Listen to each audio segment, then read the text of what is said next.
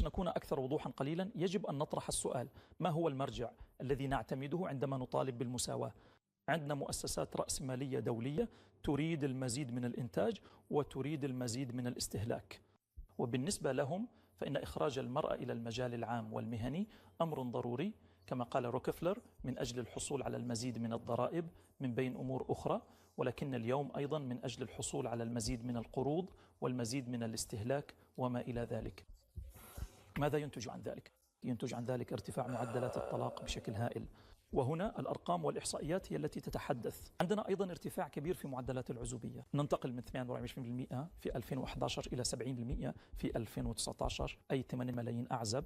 عمليا المرأة مرهقة لأنها تتعرض لضغوط كثيرة في إطار هذه المساواة، فهي لا تلعب دور الرجل، بل بالإضافة إلى ذلك يجب أن تكون جميلة كما في الإعلانات الدعائية، ويجب أن تكون ربة منزل جيدة، ويجب أن تكون زوجة ممتازة أيضا، ويجب أن تكون امرأة فعالة في العمل وتتمتع بالقيادة المطلوبة، ويجب أن تكون أما رائعة أيضا، وهذا ينطبق على الرجل أيضا، وهذا يؤدي لانفجار داخلي، وهذا يسبب الكثير من التوتر داخل الأسر. لهذا السبب عندنا دراسة لستيفنسون من جامعة ميشيغان في عام 2008 تظهر أنه مع زيادة المساواة بين الرجل والمرأة ينخفض مستوى سعادة النساء، أي أن النساء أصبحن أقل سعادة تدريجيا منذ سبعينيات القرن الماضي. ولذا للبقاء ضمن إطار الدراسات العلمية نطرح السؤال: هل هذه المساواة حقيقية من الناحية الكيميائية والبيولوجية؟ لا، هذا أظهرت علوم الأعصاب أن التفاعلات والهرمونات التي نفرزها مختلفة، كما أن تأثير الهرمونات على الدماغ وحتى تكوين الدماغ نفسه مختلف. فعلى سبيل المثال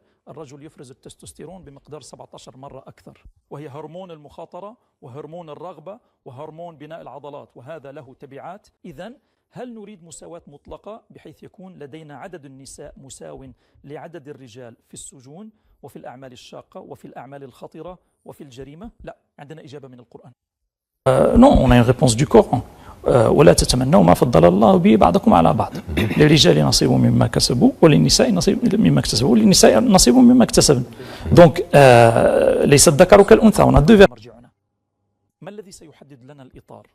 هل سنلتزم بالثوابت التي ذكرتموها في الفصل 19 من الدستور؟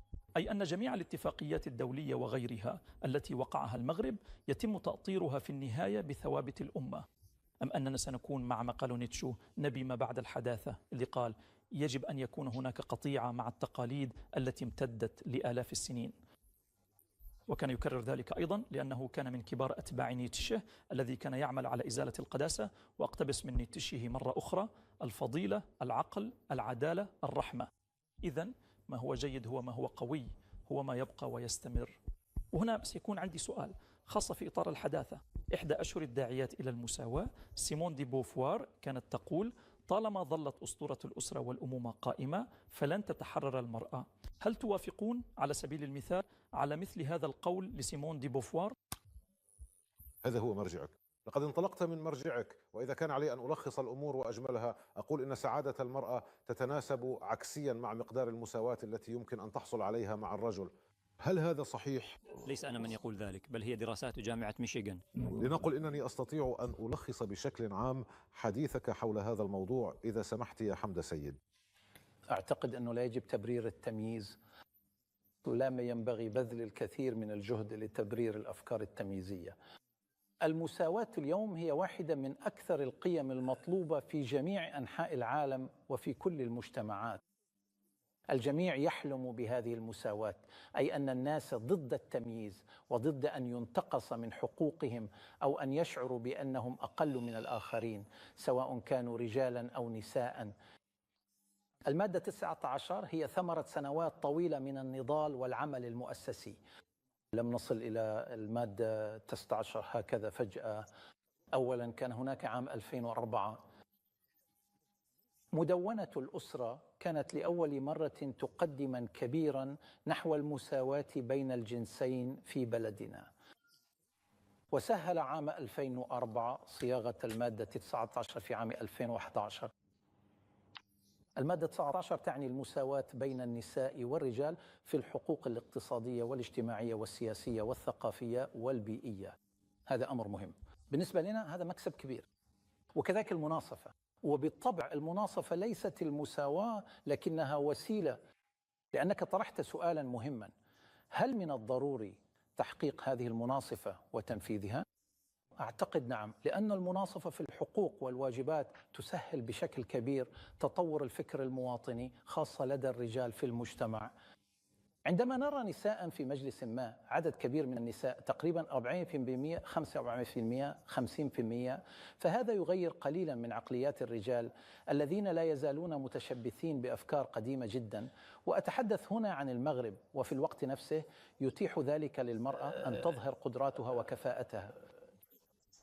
على سبيل المثال، إذا أخذنا حزبا سياسيا وكان المكتب يتكون فقط من رجال، وفي اللجنة المركزية يوجد فقط رجال أيضا على سبيل المثال، كيف يمكننا اكتشاف الكفاءات الكبيرة لدى النساء في هذا الحزب السياسي؟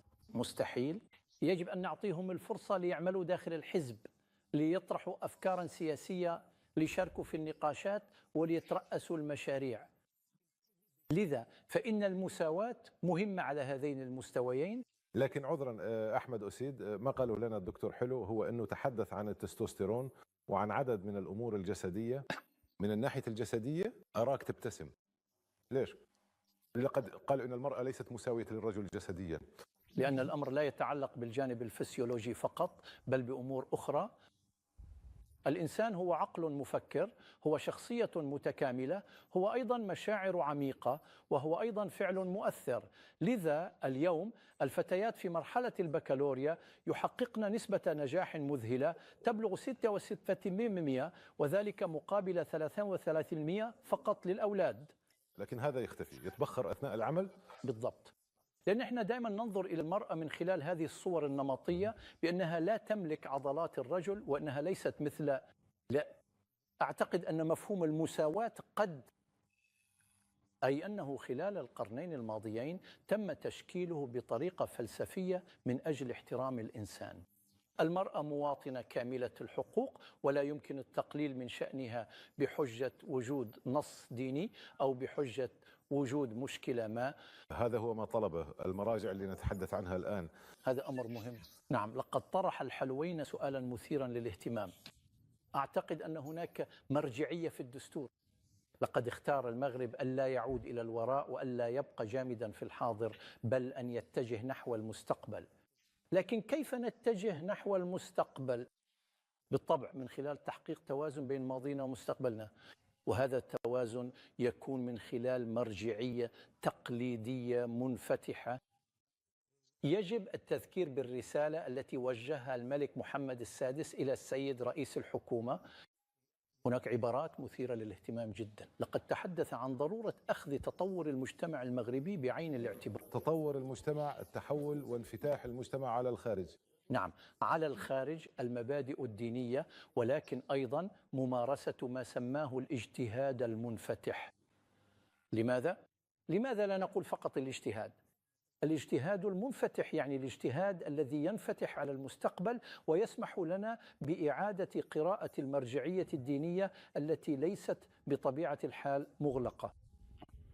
كون الأمر ليس مغلقا لأن هناك فقهاء يمكنهم إيجاد حلول للمجتمع اليوم انطلاقا من هذا المرجع الديني، ولكن مع محاولة أخذ جميع التغيرات في الواقع بعين الاعتبار.